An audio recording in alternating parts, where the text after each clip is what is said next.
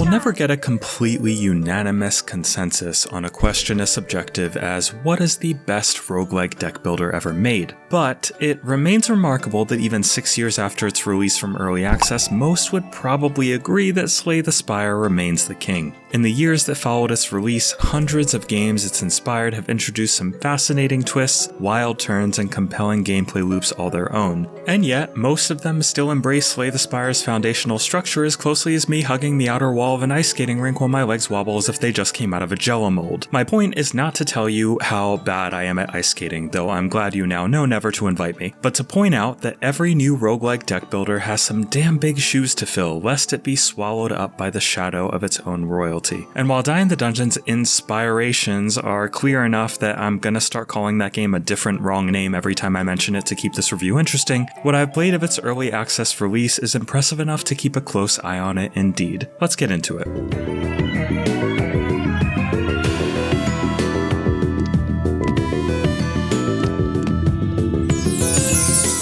First, a request. If you like our content and want to support our mission to bring a voice to the voiceless and visibility to those not that visible, like this video, subscribe to the channel, and check out our Patreon, where a subscription will not only help us keep injecting honest indie gaming coverage straight into your veins, but also net you cool perks like an invite to our Discord community and early access to upcoming content. Your new indie gaming community is waiting for you. Starting out, it's not hard to see how closely Die in the Dungeon sticks to Slay the Spire's roots. You'll pick one of 3 initial characters available in early access to traverse a map filled with interconnected pathways of battles, events, shops, campfires to heal. You probably get the drill. Successful completion of a node on this randomized map will get you closer to the bosses of each of the game's 3 areas, each of which will put you through the ringer if you haven't built up some interesting synergies along the way. While Die in the Dungeon's core run structure couldn't be any closer to Slay the Spires if it tried, the actual battles are where things significantly diverge. While this is a deck builder in the technical sense, your deck will consist not of cards, but of dice with specific numeric values on each face. Every time you draw one, it gets rolled, and unless you have some sneaky way to reroll it using perks acquired throughout your run, you're stuck with whatever it landed on in that turn. Where Die in the Dungeon gets interesting though is in the enormous number of dice types and the numerous ways they can synergize with not only one another, but sometimes even your enemies' attacks. You don't play each die individually like you would in Slay the Spire, but instead place it on a character-specific board that allows dice to connect and interact with one another in increasingly unique ways. Once you place as many dice on the board as your limited pool of energy allows and hit finish, your turn is up and it's time for your enemies to act. To give an example of how all this can work, placing an attack die on the board will dish out its face value and damage to whichever enemy is targeted by default. Pretty straightforward.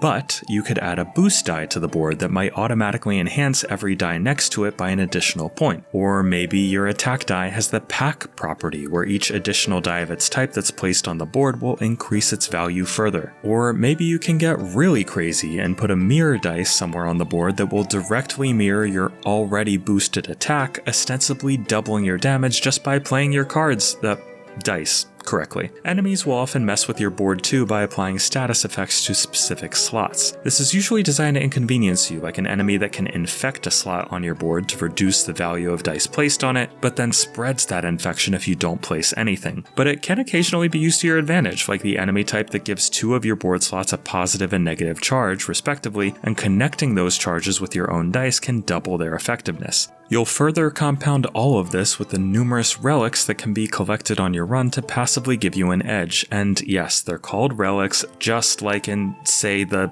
satire. This is getting exhausting. Truthfully, despite Die in the Dungeon's insistence on imitating key elements of the game I won't name again, it has so many unique ideas that it emerges into a league of its own. While some concepts like thorn dice that damage enemies back when they attack you do feel relatively borrowed, others like gravity dice that fall a slot down the board each turn, heavy dice that lock into place and grant passive help in subsequent turns, or the aforementioned mirror dice feel totally creative and like this is a developer that uses their inspiration aspirations as a springboard rather than just a form of flattery. And quite frankly, if it wasn't literally labeled as such on the Steam page, I wouldn't have a clue that Die in the Dungeon is early access. At launch, it has tons of content, including 3 unique characters, 30 types of dice, over a dozen unique dice properties, multiple extra difficulties, and more than enough relics to make each run feel very different. I didn't even encounter a single thing I would call a bug, insectoid enemies aside. At worst, the frame rate tended to occasionally drop as the game calculated the results of each turn, and I wish looking at your deck and your inventory gave you more complete information, like the amount of energy required to play any given die. It's also hard not to wish for controller support, but this is on the developer's roadmap for Q2 2025, and despite its omission, the game is completely playable on the Steam Deck as long as you don't rely on the touchscreen. That's a little wonky at the moment. Visually, Die in the Dungeon is adorably charming with its tough-looking amphibian protagonists and colorful pixel art style. While I'm admittedly less of a lover of pixel art than just an occasional luster, what's here is cohesive and makes for a good-looking game that keeps an intuitive, readable interface sensibly high in priority. My favorite part of its presentation is easily its soundtrack though, which is really so good, with lots of the battle music getting stuck in my head well after I turn the game off. The tunes here are on point, seriously. As far as early access releases go, Die in the Dungeon is cream of the crop. It's polished, it's full of content, and while its core structure could hardly be described as innovative, its fascinating battle system is full of possibilities that I'm still continuing to discover. The content to be added through its early access period is sure to only enhance this already robust offering, but if you're even the slightest bit interested, I wouldn't hesitate to jump on board now. This is already a great game and may well be on its way to becoming a genre classic. Don't let yourself miss it.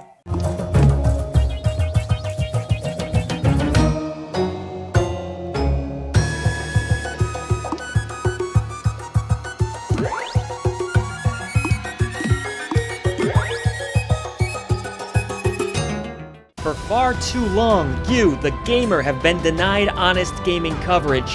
Indie developers and publishers have lost their voice, but no longer.